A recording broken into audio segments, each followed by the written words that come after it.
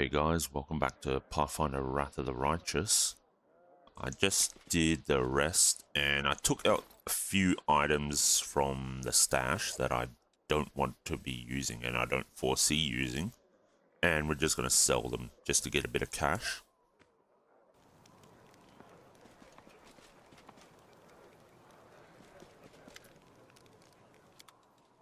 Okay, let's take all this stuff out. I'll also sell these inflict serious wounds.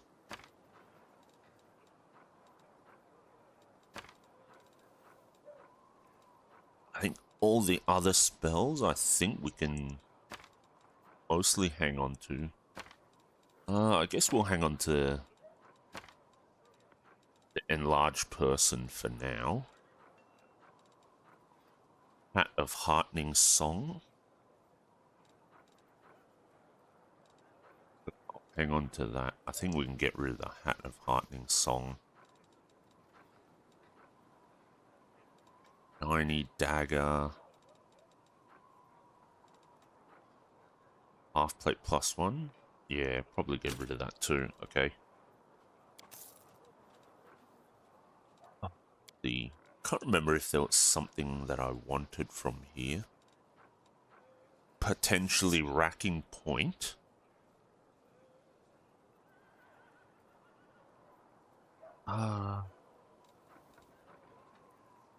Races of rough landing. Amulet of jousting. Nah, that's not something for us.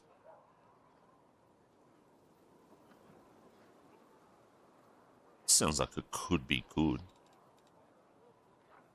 Alright, well, I think we should be fine for now.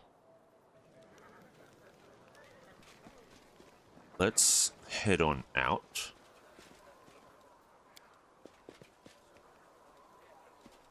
And I think we'll drop Nenio and bring back Lan. Because we need Nenio to get that spell. I can't remember what it's called now, but it's an instant kill spell. And then once she has that, we'll bring her back into the party. Lan was doing quite well for us, so we'll see how it go. So I think Sealer didn't really get the restorations cast on us, so we'll deal with that once we get to the next zone. Alright, I think it's time for us to go this direction now. Gotta get to this stuff over here, and we'll think about unlocking Morbid Ridge in well, once we can get rid of this stack of demons. Let's check recruitment again. Nope, nothing. Oh, right, the Hell Knight armor. Yeah, okay, that's fine. Save it here.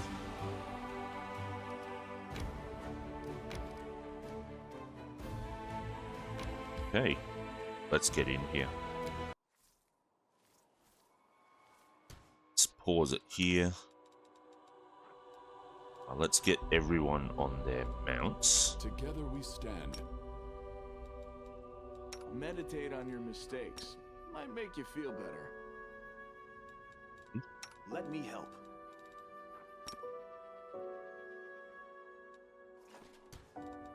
Now we will I wonder.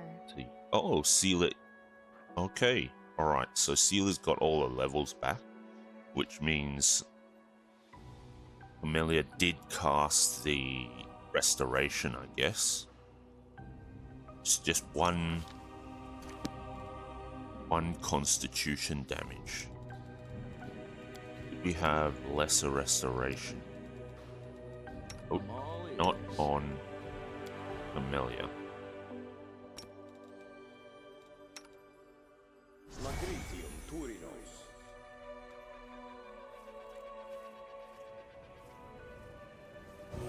Alright, good. Got rid of that. That's perfect. Let's save it here.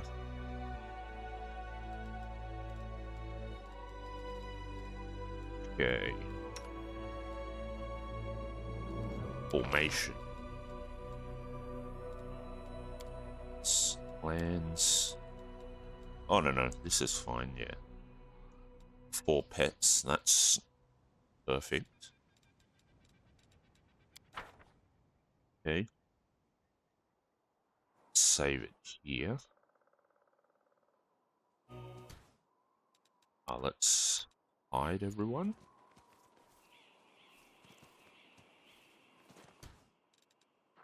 Let's use buff normal. Let's get all these buffs up. And we'll slowly work our way down here. Oh. Godspeed. Enemy? This war must Yeah, I don't want Ember using her spells here. I will see this through. See, he can't charge, so I guess we have to highlight pets.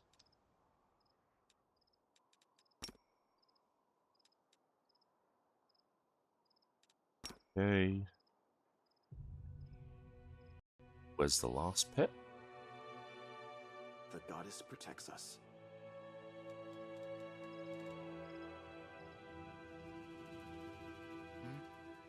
Aren't we in trouble yet?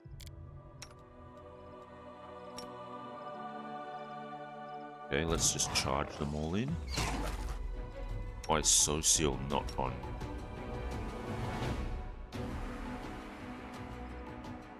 Socials.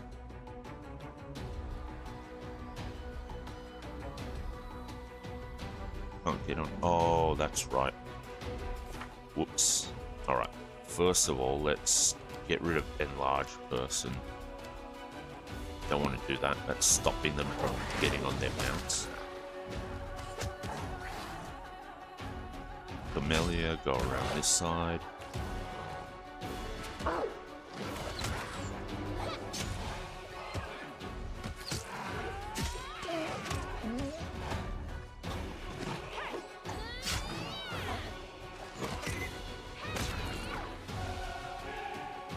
Okay.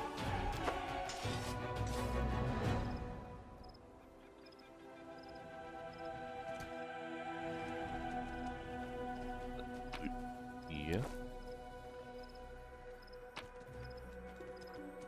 Hold iron. Ooh, we got another composite longbow. Keen composite longbow +2. Wicked longbow is also composite, just not keen. Good aligned. Yeah, okay then. The longbow that Lan is using is already better, so that's fine.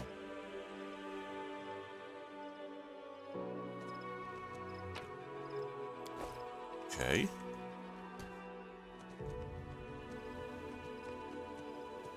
Remember this zone being a bit harder than that. But maybe it's not actually.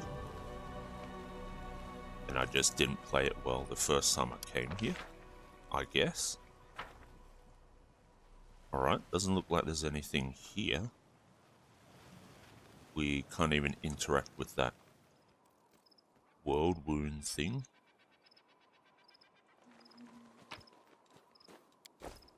Alright, let's leave then.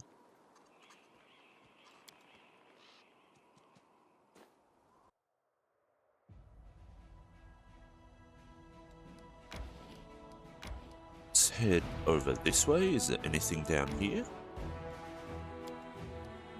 Just that carcass, alright. Well then, it looks like we have done everything other than Morbid Ridge. Ember's Smile, so this is the last place we have to go, I guess.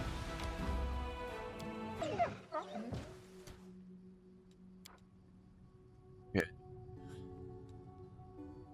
Can we hop on our pets once again? I think so. Our time has come. So let's do that.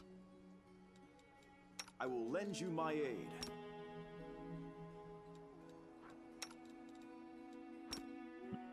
Lands not Always be on ready for his the worst. pet? Okay.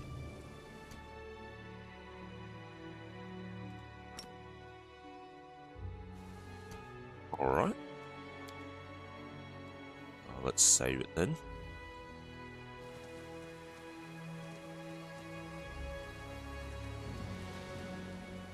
Jernaugh is over there. There's some... What are they? Ducks, I suppose?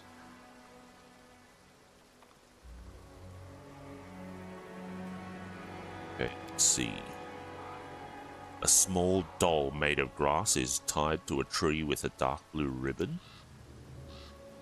3 old dolls hang from the branches. Their grass and seaweed bodies are slowly rotting away.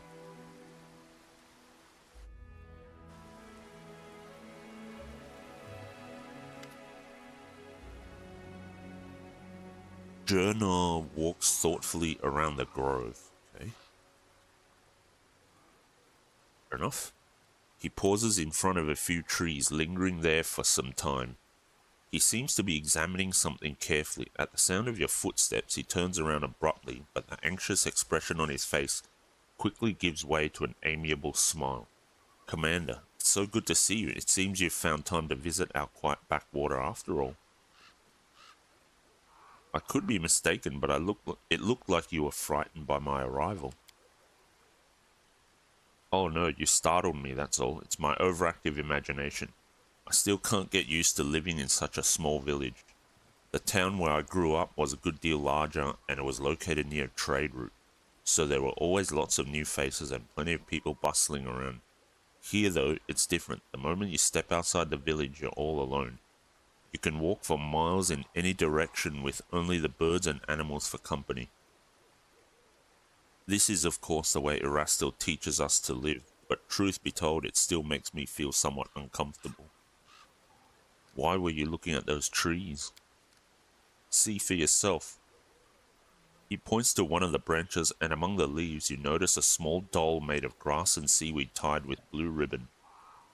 I keep finding them here in the grove. I think it's some kind of local ritual. I've asked the villagers to tell me what it means, but they won't give me an answer. I just don't understand the reason for all this secrecy.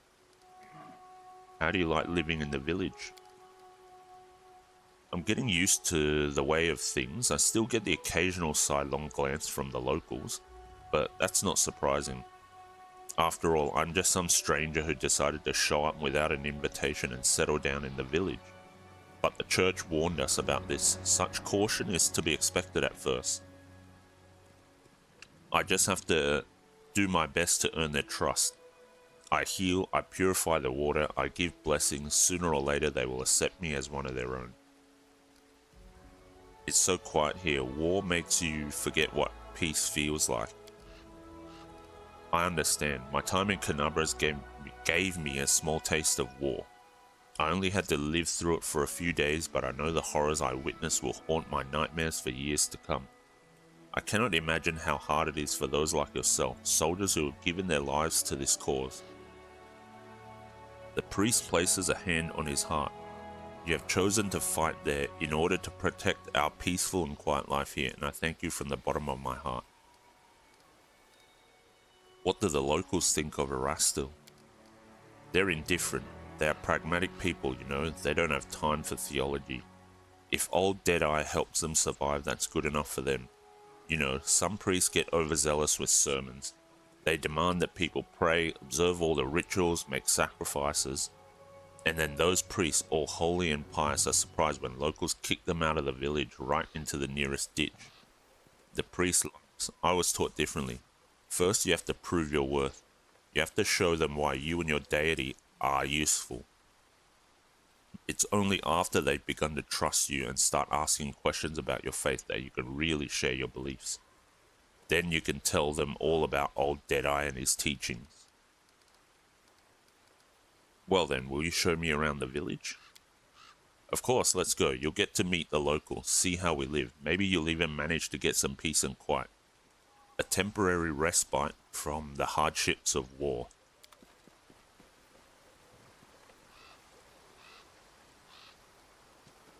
Okay.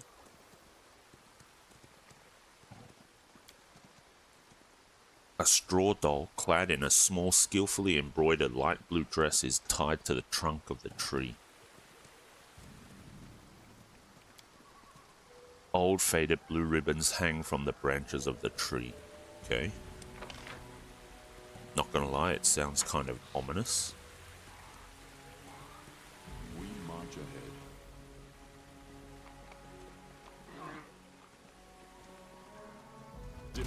is Oh, not direwolf. Okay.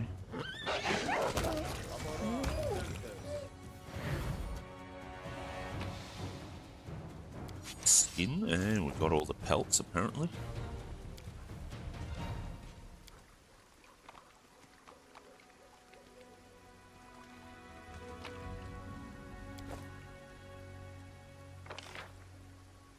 Okay, there's something up there.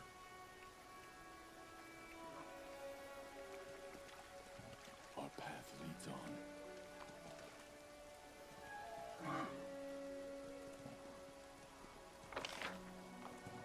Okay, we're up here. I guess we need to go down here to get up to wherever that place is with all the loot.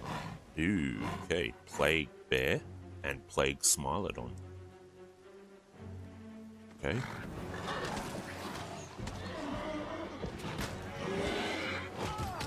Oh, This is not my we time. lost Sealer's horse apparently.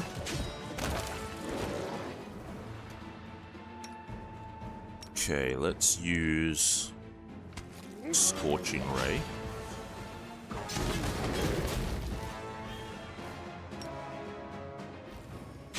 Bear's a bit of a threat at the moment. This will leave a bruise.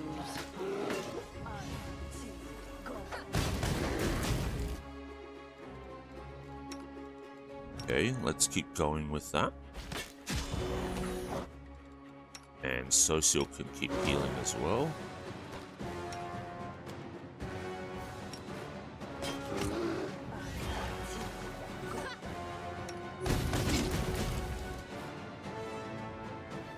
Okay, this Plague Bear is super strong.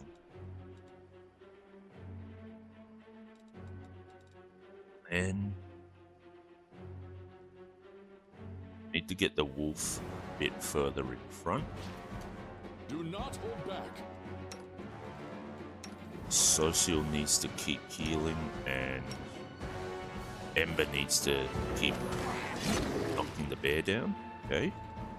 Let's get rid of the Smilodon.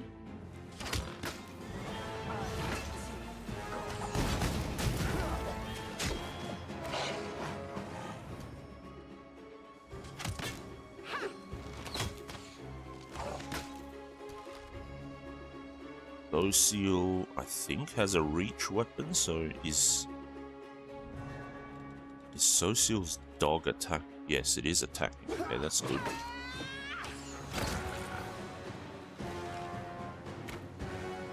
It's not great. What happened here with all these dire wolves getting killed off?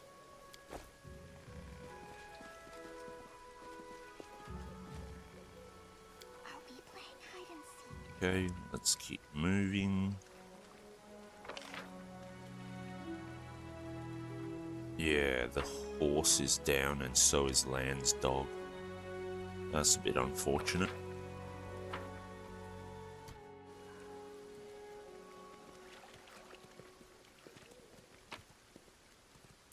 Okay.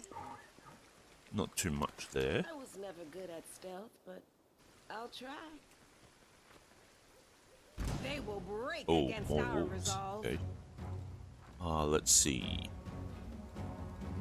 Let's do buff normal again. Okay, we've got 12 more. Be gone, fiend! 12 more buffs up there. Should be handy.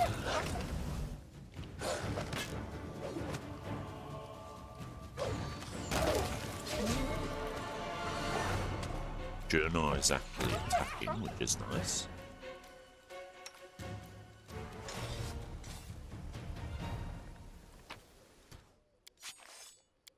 Okay. Escaping from sight.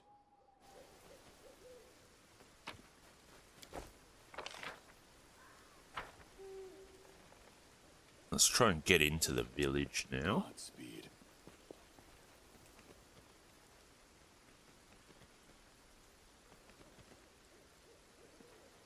Guess here's the village.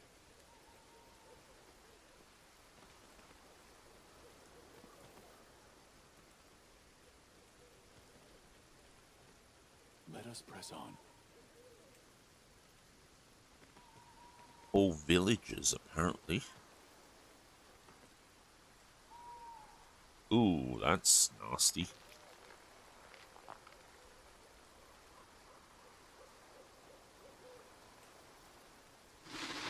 Aim for a throat and belly. Fewer scales there. Don't be afraid, everyone. We fought one's bigger than this.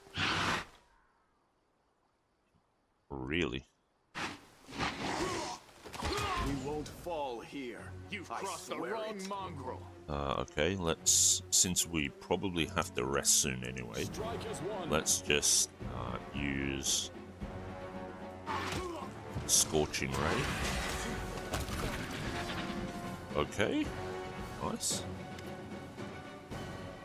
That'll teach you to mess with us. A man with green eyes, the broad shoulders of a swimmer, and the callous hands of a fisherman shakes his fist at the beast's motionless carcass. Something's got 'em all worked up. That's the second time they've crawled out this month. So let him come. A woman, her eyes the same shade of green as the fisherman, smiles at you. It's not the first time and it won't be the last. But what's it matter? They can't hurt us and we can use their hides to make a lot of waterproof coats and cloaks. Markil, Melissa, I'd like to introduce you to someone. This is Stooge, the commander of the crusade. He's the one I told you about. Ah, a real hero in our little backwater. It's so nice of you to drop by. We've never had anyone so important come to visit. Heroic acts are important, but sometimes it's good to leave the front lines and talk to ordinary people living ordinary lives. Anyway, welcome to Chili Creek.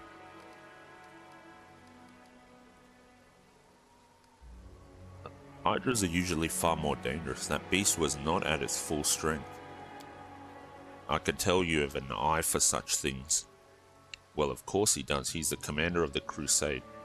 He probably could have told you all that with his eyes shut. Melissa smiles at you. It's all thanks to our mother, Icy Rill. She takes care of her children, won't let anyone hurt them. She fills our nets with fish and drives away the monsters. That's right, and if she doesn't drive the beasts away, she'll weaken them so we can kill them and harvest their hides. Icy Rill? Who's that?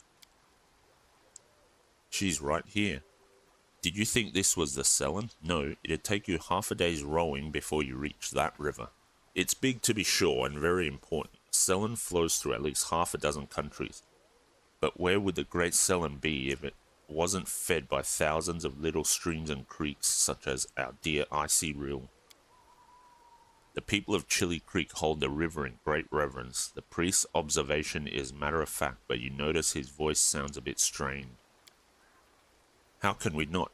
Our whole lives are built around the river. From the wedding wreath we send down its stream to the funeral boat that floats away on the waters when the time comes. Our mother Icy Rill feeds us, gives us water, protects us. With a kind smile, Markil casts a sidelong glance at the frowning priest.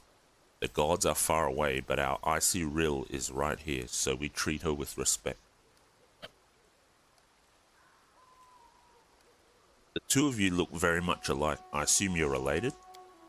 Right you are. Markil ruffles Melissa's hair. She laughs and tweaks his nose.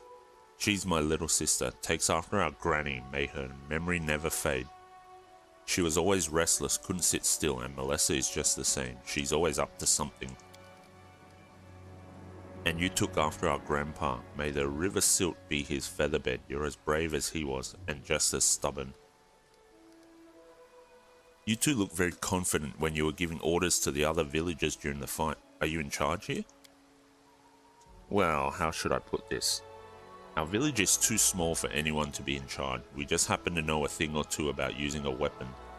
So if some nasty creatures come crawling out of the river, we give the orders, but when it comes to fishing or fixing nets, we'll be the one following orders.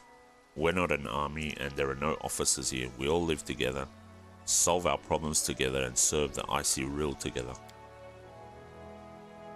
Although, truth be told, it's only been in the last few years that people have really started listening to us. Before that, villagers kept to themselves and no one wanted to go poking their nose into anyone else's business.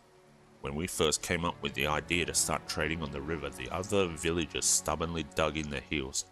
but after money and goods began to flow into the village, they changed their minds.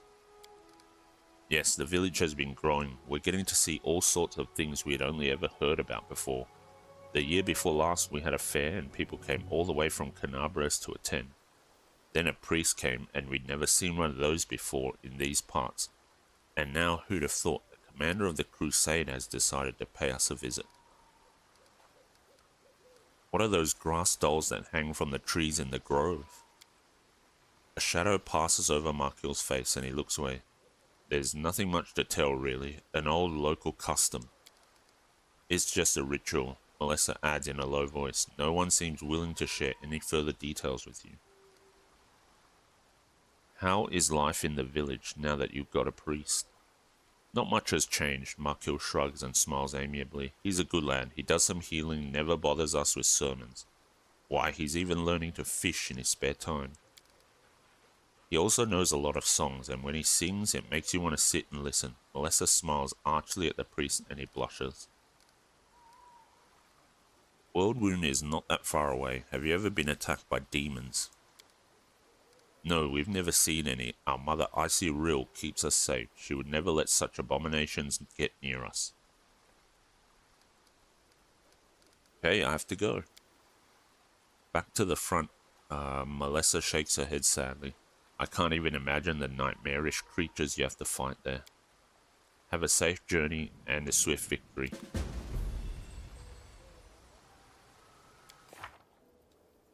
Small village far from the front line. To those accustomed, the young cleric is settling into his new home and his congregation seems pleased with him. He's living a peaceful life and every day he prays for the commander's victory. Okay.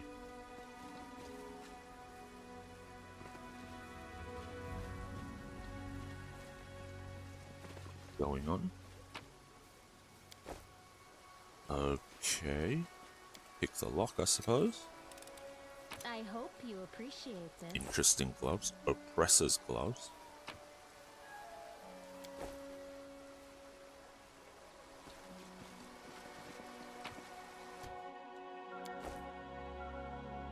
Okay, let's go back into the village, I suppose.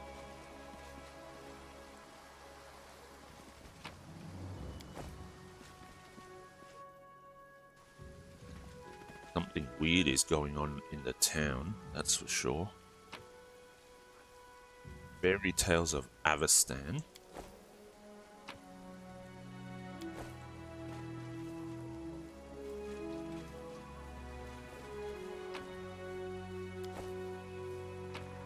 Go in and loot everything.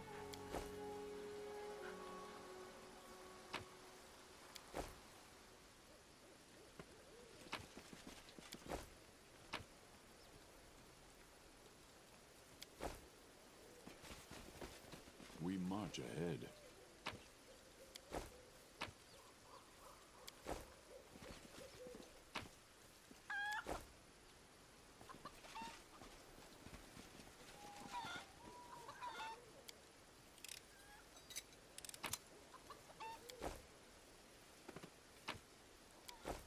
Doesn't seem like there's anything here. Our path leads on.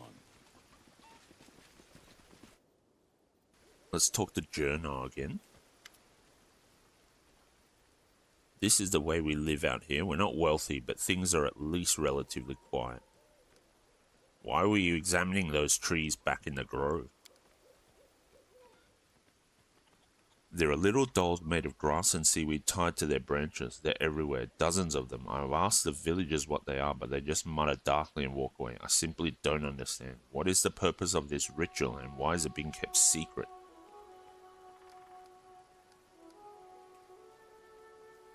When crusaders are near the Worldwound, they often experience nightmares when they sleep. Do you have any trouble with nightmares here? No troubles with nightmares here. The village is located on the outskirts of the Worldwound, so perhaps that's why. Okay. Let's see if we can talk to a villager then. Cold year. Looks like we've caught ourselves a big fish. Okay.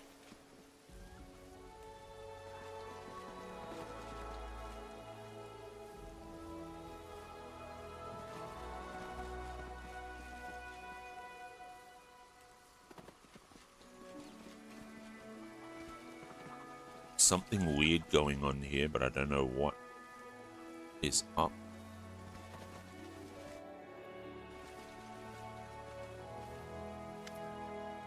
Look, the commander's here. Welcome back. Please stay here for as long as you'd like. How are things going in the village? And not much happens in the village. I'm sure you have a lot going on, and stuff is always happening in the cities and not on the front lines. But things are pretty quiet out here. But let's see, what's the latest news from our little village? Well, we went fishing and caught some rough. They were big too, nice and plump, fat as piglets, I tell you. What else? Weevils have eaten through our carrots. They gobbled up everything down to the last stalk. Then the other day, old Breg went up to fix his roof and took a hard fall. If it hadn't been for Jernaugh and his prayers, he'd have kicked the bucket by now, no doubt about that. You must think it's ridiculous to call any of this news. Also, Jernaugh is downright wonderful. I don't know, maybe his prayers are working, or maybe he just has a lucky touch, but whenever he blesses me, I always catch a boatload of fish. Also, he sings like an... Enough already. Jernaugh this, Jernaugh that. It's all I ever hear you talk about. When Crusaders are near the whirlwind, they often experience nightmares when they sleep. Do you have any trouble with nightmares here? Don't know what you're talking about. If I'm honest, I sleep like a dead man. Nothing to complain about. Okay. Do you worship any deities here? Faith, religions, deities. With all due respect to Jernaugh, no one out here has time for such things. Maybe people in this city can go around saying prayers and listening to sermons, but in a backwater place like this, we're just doing what we can to survive. There's only one provider and protector for us, our mother, Icy Rill.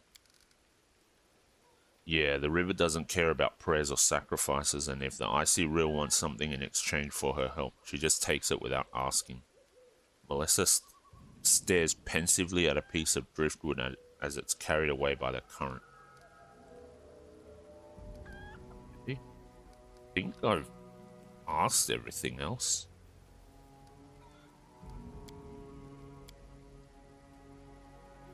Okay, don't forget you're always welcome here, that's fine. I guess we just leave. I'm not sure what's supposed to happen here, but obviously there's some weird stuff going on with the monsters.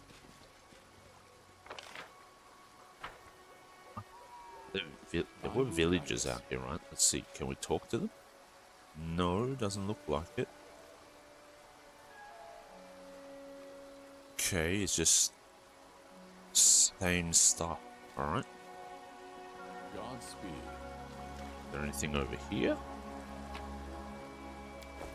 It's a skeleton. No?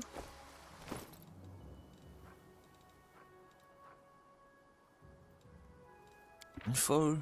Is there anything here?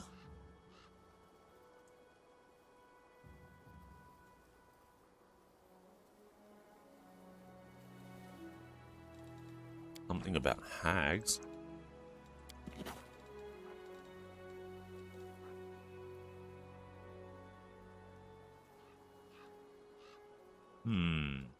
Yeah, not exactly sure what's going on here. Let us press on.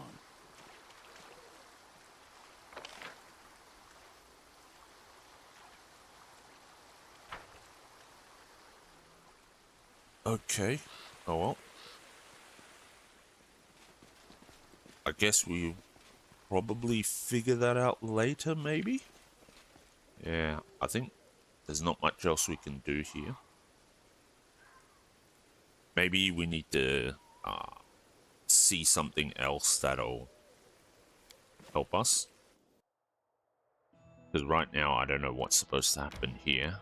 In any case, we're just gonna have to go back here.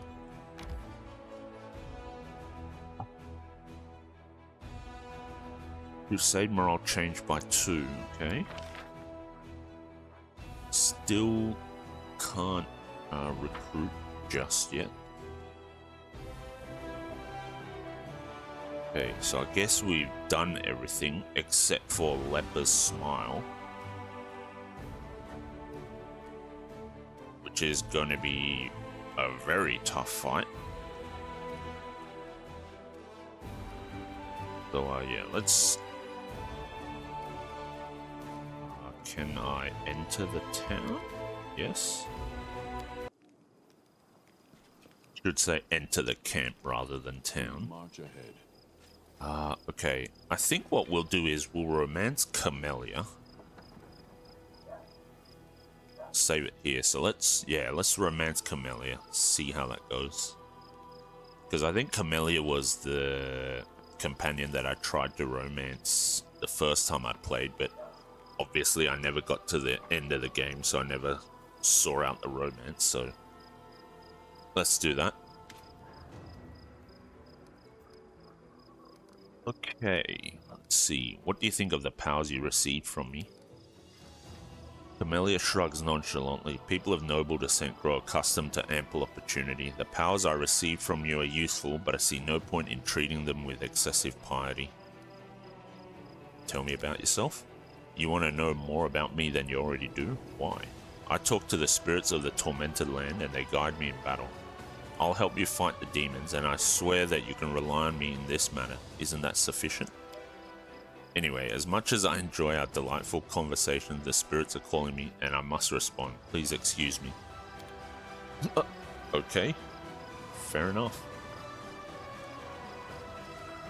Let's check blacksmith. Bulk sell. Anything I don't want to be sold in here? No, looks like everything's okay.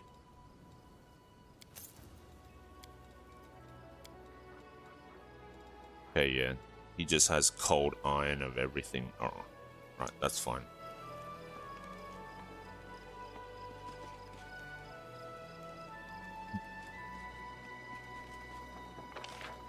Anyone else we need to talk to? Regil is here now. Irabeth. Seela. Darren is over there. Okay.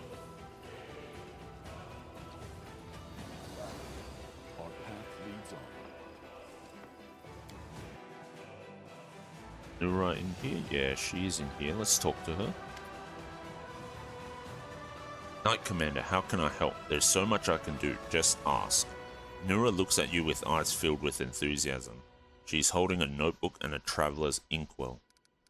You've probably heard about the wound I have, the one that sometimes opens on my chest. Can you perhaps tell me if it is some kind of demonic curse? Yes, indeed. I've been told of your affliction. Nura appears at the center of your chest. Can you will the wound to open? No? That's a shame. What can you tell me about this wound? Well, it's difficult to say. I know of blades that leave never-healing cuts, of poisons that stop wounds from healing. I've heard of witches' curses that are rewarded with eternal wounds, but wounds that seem to reopen and heal over and over? Perhaps you know of other cases like this? Let's think. In 4671, a Mendevian army corporal had all his bones and cartilage turned to glass. In 4700, a scribe in Canabris had all her skin simply come away like she'd been boiled.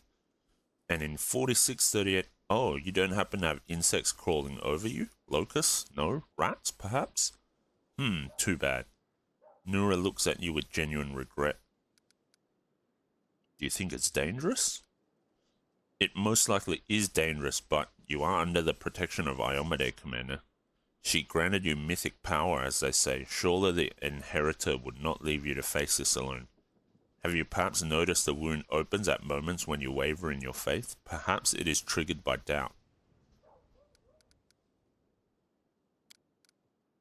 I'm sorry I couldn't tell you anything useful. I will be sure to study this matter and consult a few of my encyclopedias.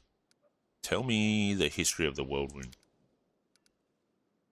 Oh, I could talk about that for hours. What exactly do you want to know? Tell me, how did the world come to be?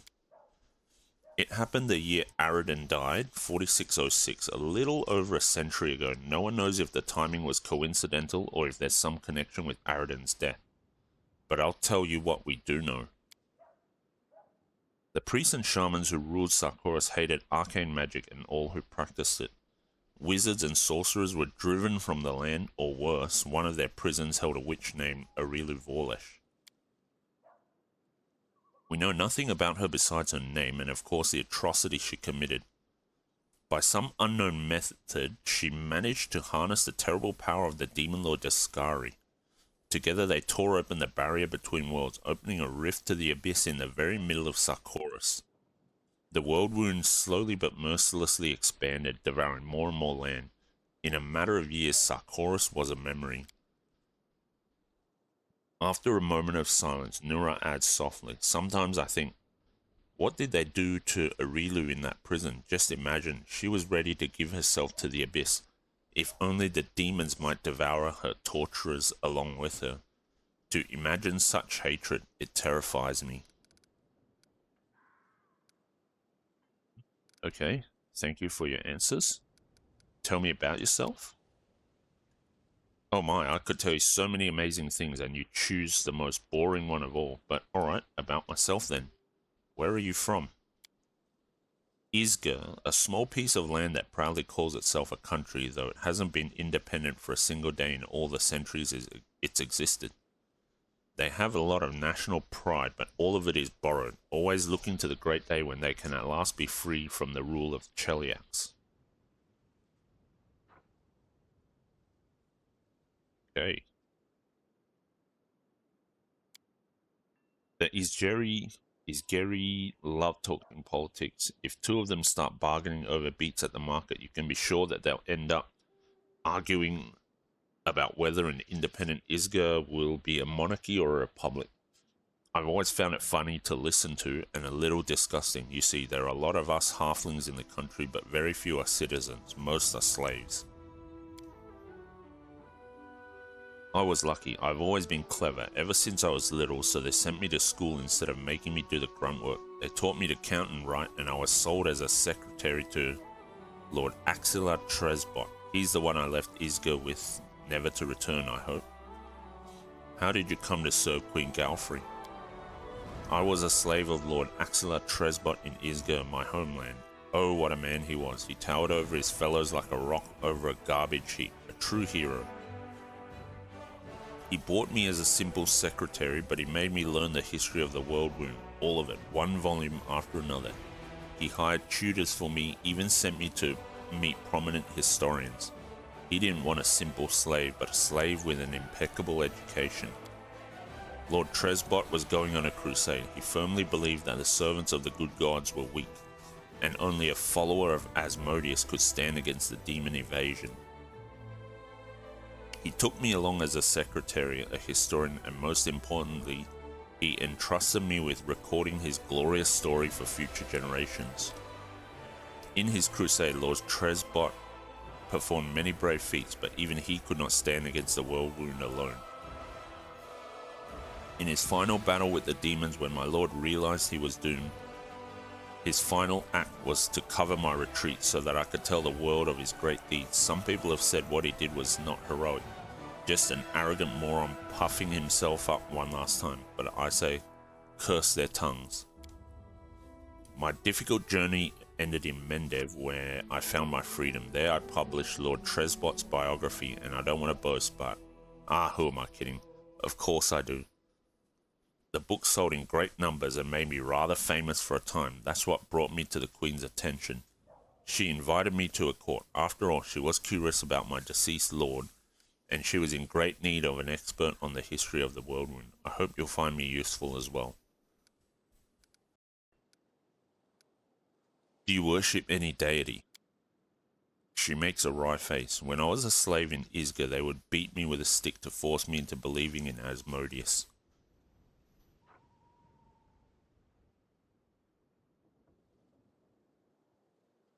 Okay. They hit me and said it was for my own good. Ever since then, I don't like temples. Realize there are different gods like Desna, Hayden, who teach goodness and freedom, but it's just, as soon as I smell frankincense, I see the slave driver's stick. Maybe one day I'll be able to return to a deity without cringing from a blow for not being reverent enough. But for now I let others pray for me. Nura's smile trembles and collapses. succeeded at a perception check. Nura sounds sincere, but you feel that she's holding something back. Okay. You write a book about my crusade. I don't think she will. At least I don't want to ask her just yet, even if I wanted to. Thank you for your answers. Okay. Might talk to her about the history of the world rune at a later stage.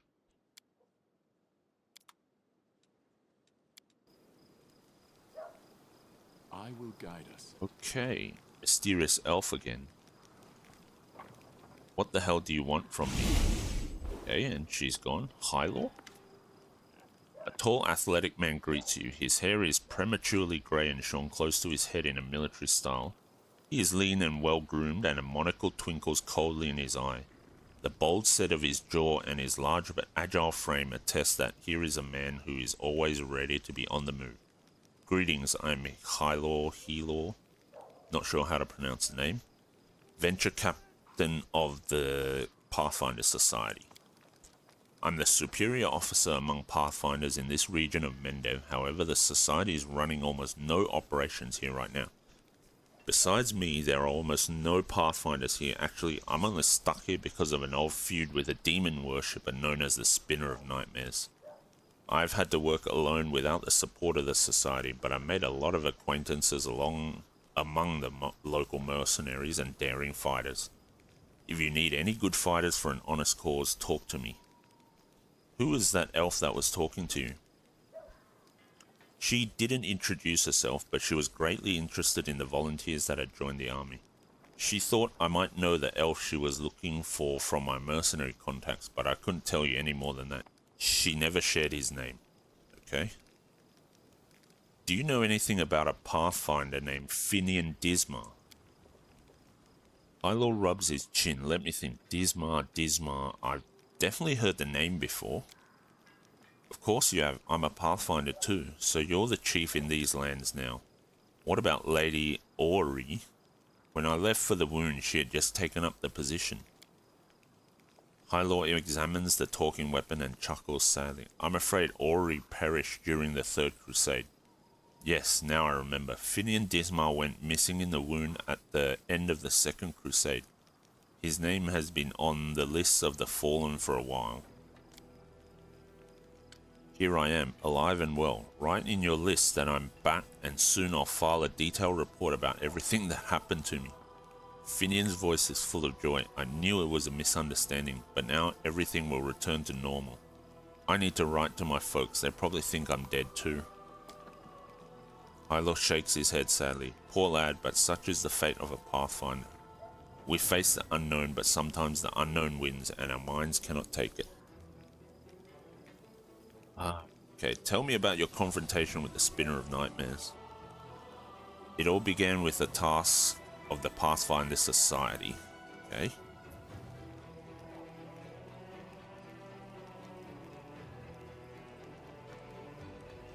I arrived in Nerosian with my team to investigate the sudden death of a famous crusader, Baron Fauron.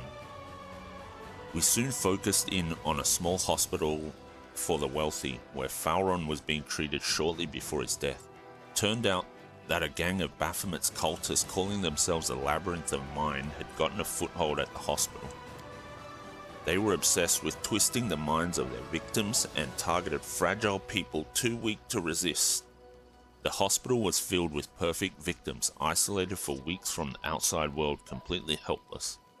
And when they returned, they were different, almost normal, but the moment they had heard a certain phrase, something dark awoke in their mind, and they transformed into servants of Baphomet, ready to lie, betray, and even kill.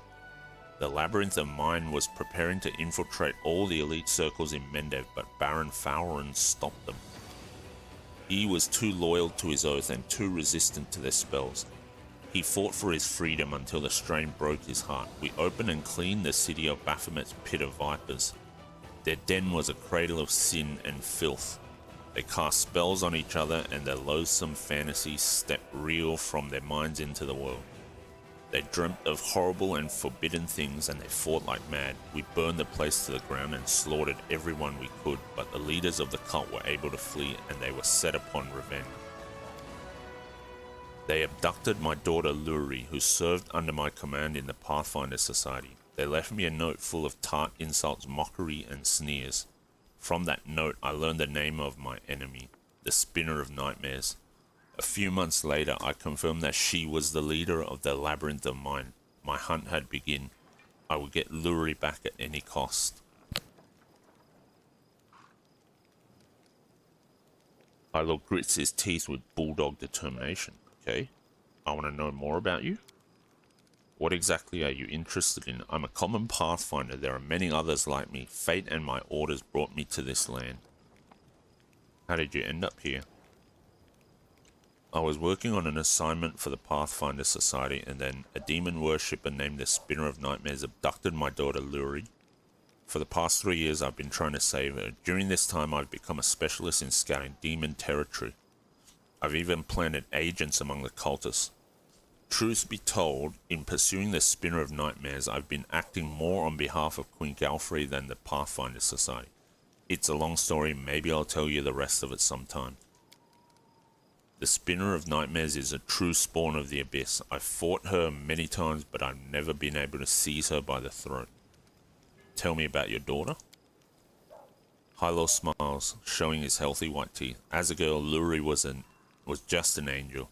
We lost her mother early on. She was left to follow my example, a drifter with little idea how to talk to a 10-year-old girl.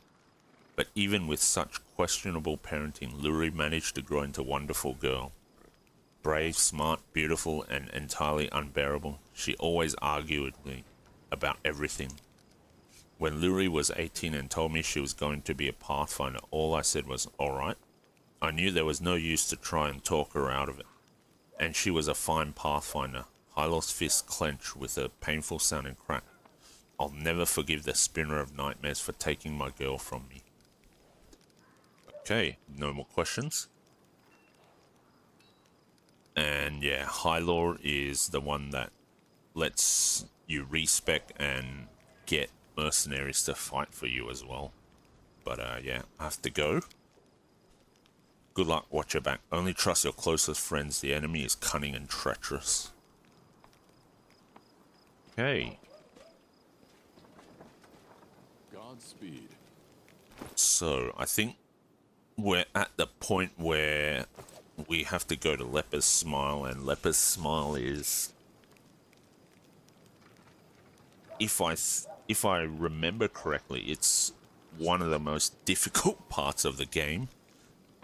Because it's in Act 2, so it's still early on, but the enemies and stuff you have to fight there, they are quite brutal, and there's lots of nasty swarms, so I think this is a good place to end the episode. What I will do is probably rest up. I'll prepare some spells and hopefully get set up properly so that we can hopefully successfully get through Leper's Smile. And then, yeah, I'll rest up in between episodes because we are quite hurt and we need our other pets back as well.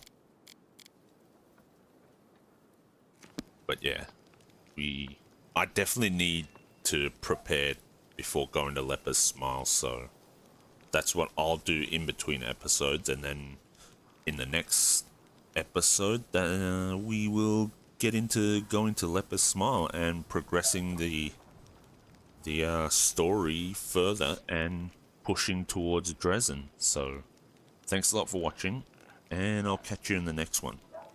Cheers.